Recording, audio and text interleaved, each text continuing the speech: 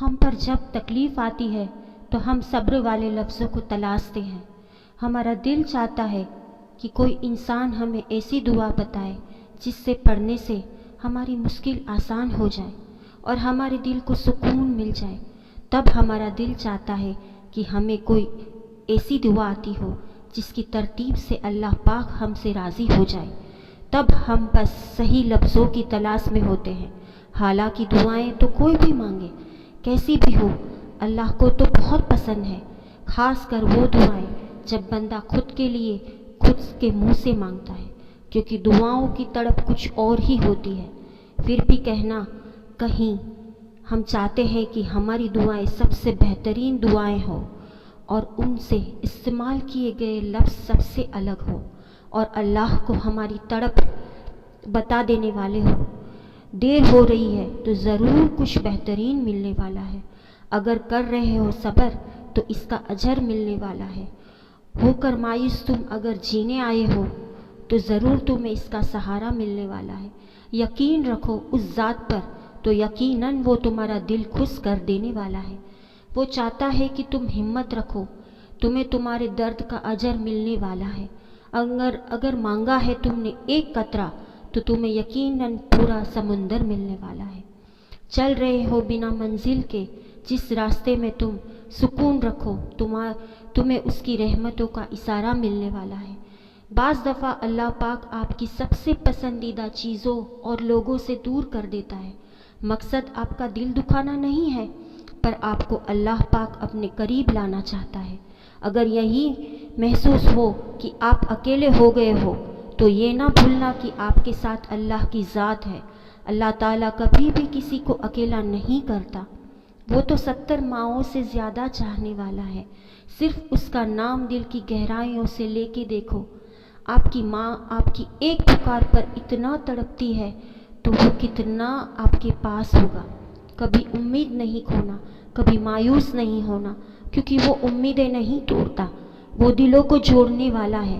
وہ تمہاری چھوٹی چھوٹی کوششوں سے بھی واقف ہے جو تم اس کی رضا میں راضی ہونے کے لیے کرتے ہو۔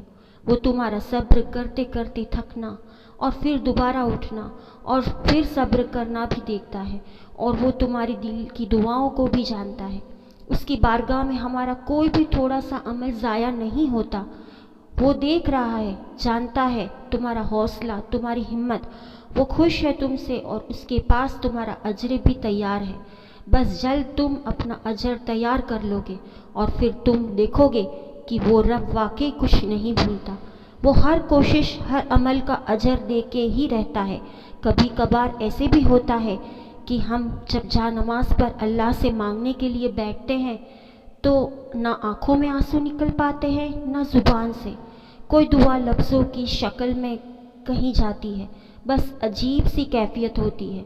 دل چیخ چیخ کر کہہ رہا ہوتا ہے کہ یا اللہ، اب آپ کے کن کی ضرورت ہے۔ اور پتہ ہے اس وقت تمہاری اللہ سے نہیں، تمہارے دل کی اللہ سے گفتگو ہوتی ہے۔ اور ٹوٹا ہوا دل جب اللہ کی بارگاہ میں جا کر اپنی تکلیفیں سمیٹنے کی فریاد کرتا ہے تو اللہ اس کے لیے اپنی مدد نہیں بھیجتا، بلکہ اللہ خود آپ کی پریشانیاں سمیٹتا ہے۔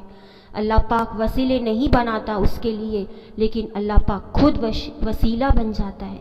تمہاری یہ خاموشی اللہ کے یہاں بہت زور کا شور مچاتی ہے، اتنا زور کہ آسمانی خلق بھی اس چپ کی آواز سے چونک اٹھتی ہے، اور پھر ساری خلق اللہ سے تمہارے حق میں دعا کرتی ہے اور فریاد کرتی ہے کہ یا اللہ، یہ درد سے تڑپ رہا ہے، اس سے شفا دے، اس کے لیے کن فرما دے۔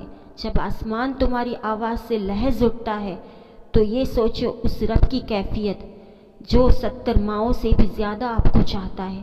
سوچو تمہاری خاموشی کی آواز عرش تک پہنچ سکتی ہے تو اللہ نہیں سن سکے گا؟ وہ سب سنتا ہے، وہ سب جانتا ہے، تب بھی جب تم کہتے نہیں اور تب بھی جب تم کہنا نہیں چاہتے۔ وہ دھڑکن ہے اور وہ دھڑکنوں کو ہی سنتا ہے، پھر ایسے معجزے کرتا ہے کہ دل پھر سے جی اٹھتا ہے اور ویران آنکھیں سکون سے بھر جاتی ہے، پھر دل خوشیوں سے بھر جاتا ہے۔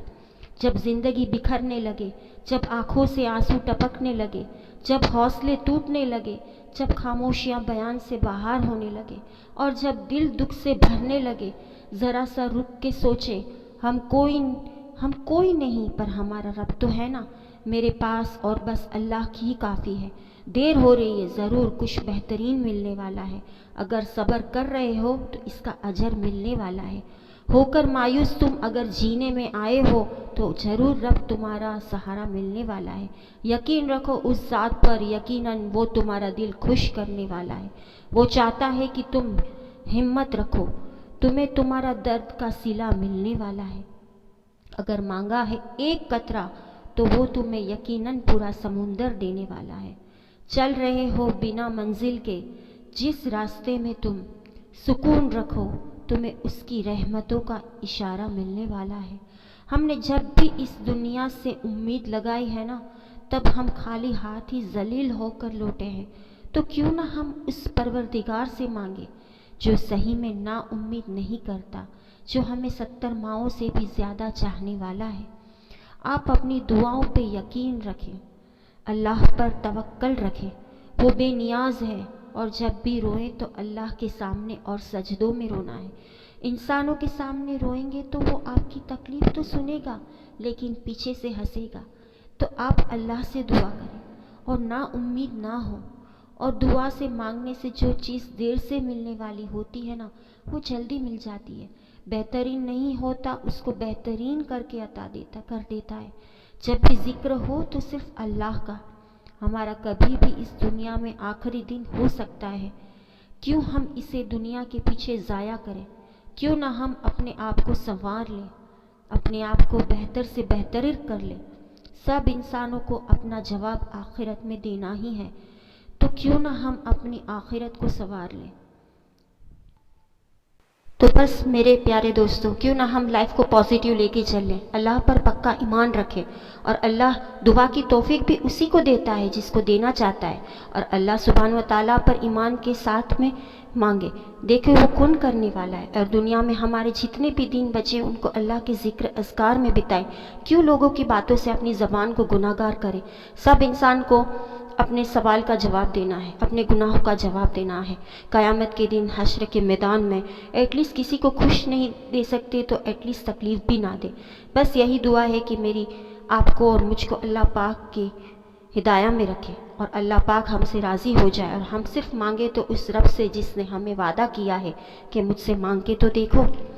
तो बस आज मेरे प्यारे सब्सक्राइबर, आप सब लोगों को आज की मेरी ये वीडियो कैसी लगी है, ये बातें पसंद आई होगी। और जो भी मेरे जहन में था वो मैंने आप सबके साथ शेयर किया।